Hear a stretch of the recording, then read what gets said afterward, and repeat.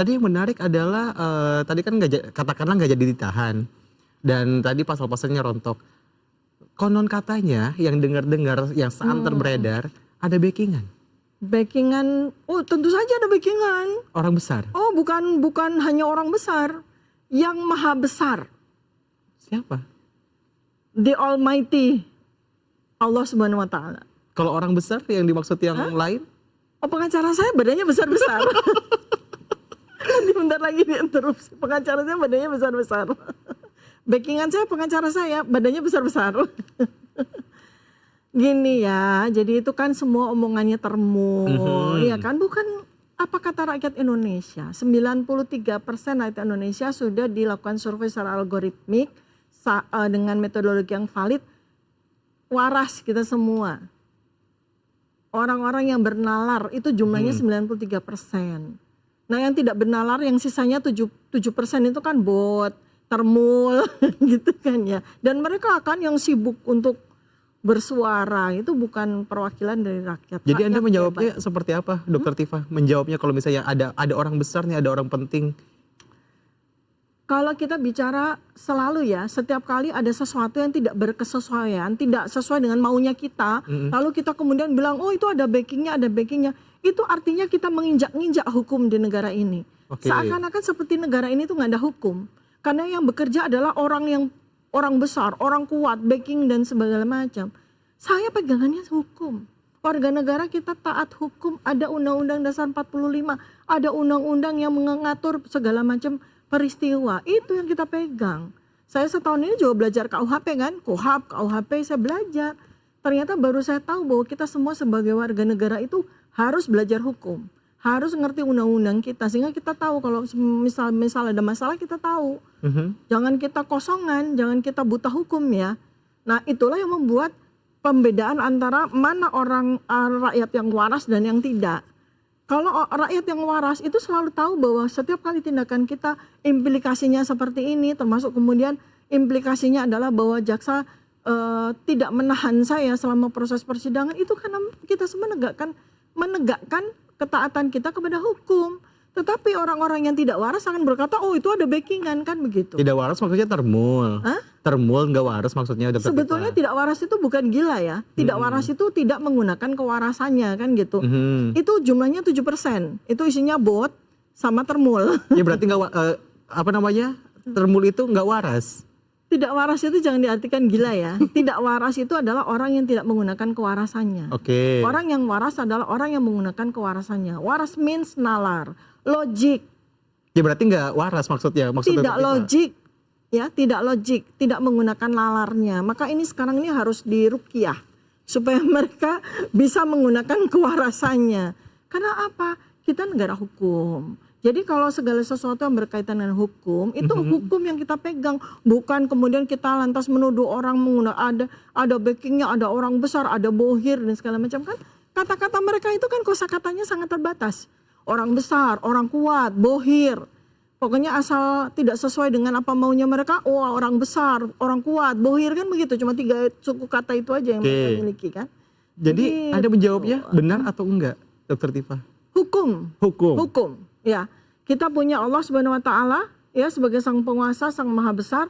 Kemudian di negara ini kita punya hukum. Oke. Nah kemarin juga yang menarik, yang menjadi sorotan juga, entah termul atau apa, yang intinya adalah netizen. Kemarin menyoroti adalah Ibu sempat mengucapkan terima kasih kepada Presiden Prabowo Subianto yang...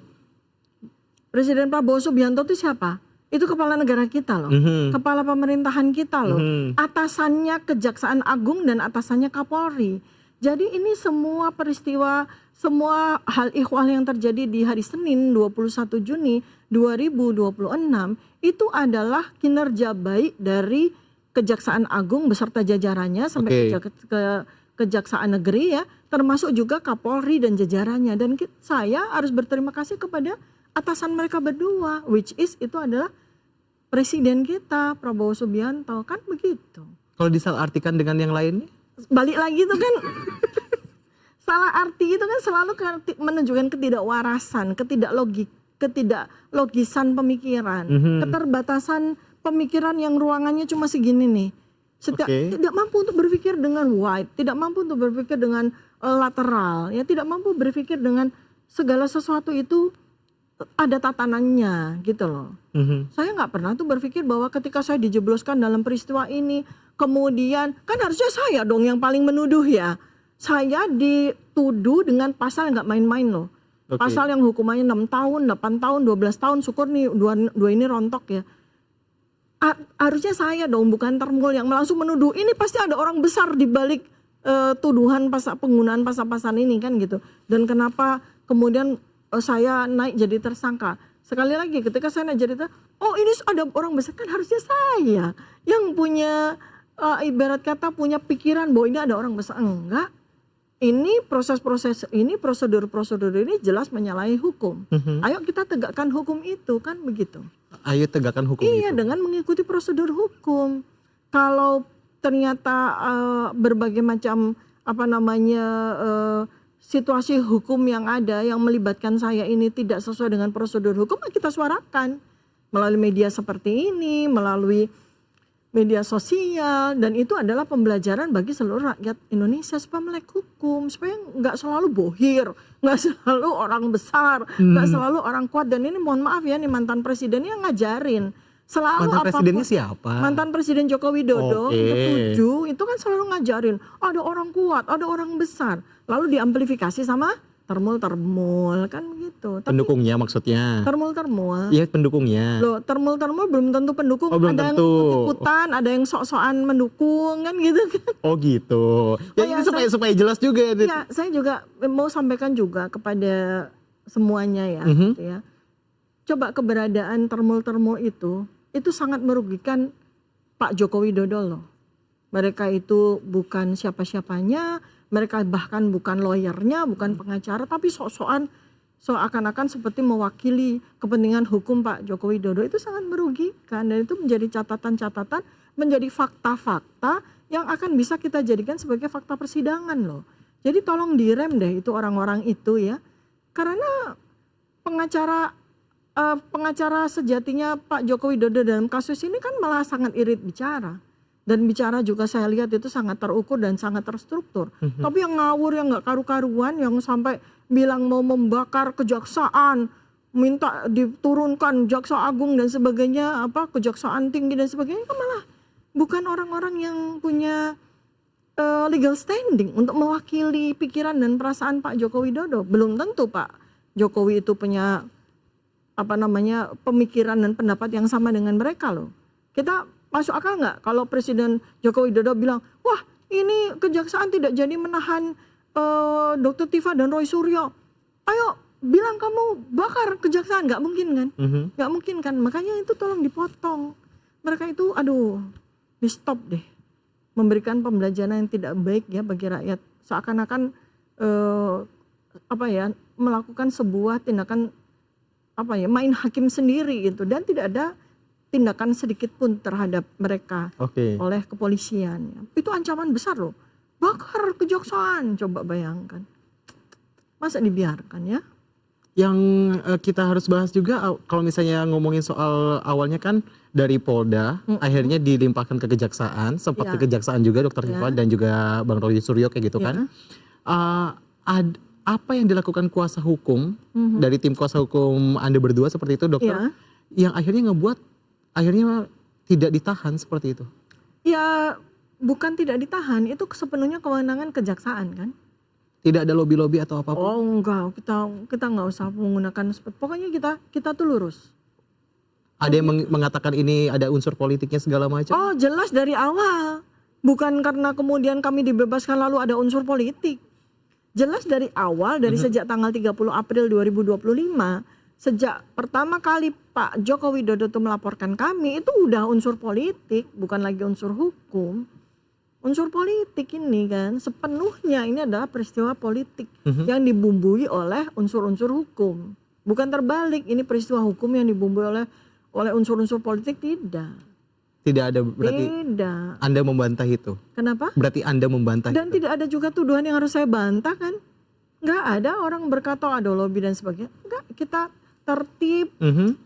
Saya bersama dengan pengacara saya menghadap kejaksaan, menghadap JPU, diantarkan oleh oleh jajaran Polda ya, dari mobil tahanan kita dimasukkan ke kantor Kejaksaan Negeri Jakarta Selatan, kita duduk dengan tertib, kita menunggu keputusan. Nggak ada kita punya keinginan untuk lobby sana, nggak perlu itu.